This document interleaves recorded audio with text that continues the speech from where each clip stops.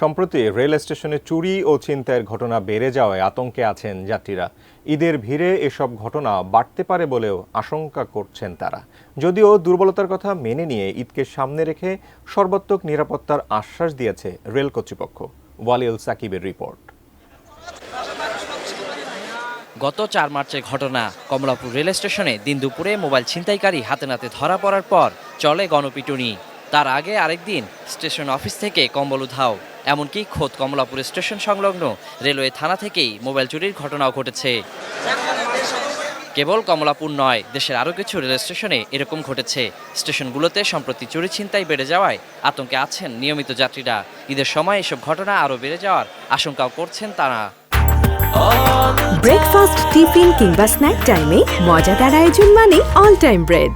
স্টেশনগুলো কিংবা স্টেশনের আশেপাশে রাস্তাঘাটে আপনার নিরাপত্তাটা অতি জরুরি, কারণ বর্তমানে পরিস্থিতি একটু আগের তুলনায় একটু খারাপ। আমি ফোনে কথা বলতেছি, ফোন নিয়ে চলে গেছে টোকাই, কিন্তু আমাদের কিছু করার নাই, আমরা তো ট্রেনের মধ্যে থাকি। এদিকে যদি আইনশৃঙ্খলা বাহিনী যদি সতর্কভাবে থাকে তাহলে কিন্তু ওই জিনিসগুলো ঘটবে না।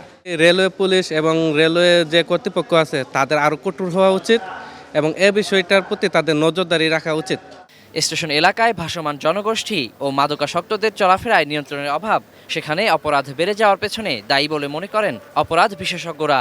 রেল এবং রেল স্টেশনগুলোতে নানা ধরনের অপরাধের বাস্তবতা সেটি তো অনেক আগে থেকেই আছে, কিন্তু আমরা দেখছি যে সেটি ক্রমান্বয়ে বাড়ছে। মাদক বিক্রি, মাদক সেবন, সেই অভিযোগ পর্যন্ত আছে। সামাজিকভাবে যে অগ্রহণযোগ্য যে কর্মকাণ্ড তার অভিযোগও আছে।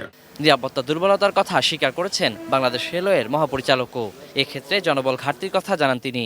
বলেন, ঈদের সময় সর্বাত্মক নিরাপত্তা নিশ্চিত করা হবে।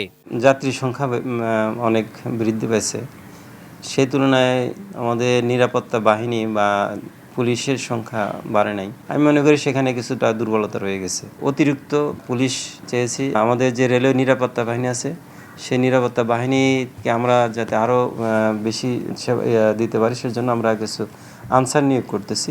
তবে যাত্রীরা ঈদযাত্রার নিরাপত্তা নিয়ে সন্দিহান হলেও মানতে নারাজ ঢাকা রেলওয়ে জেলার পুলিশ সুপার। চোর ছিনতাইকারীদের বিরুদ্ধে নিয়মিত অভিযান চলছে বলে দাবি করেন তিনি।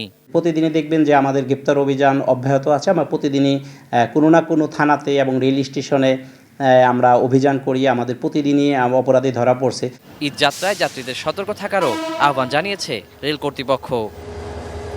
Waliul Sakib, ATN News, Dhaka.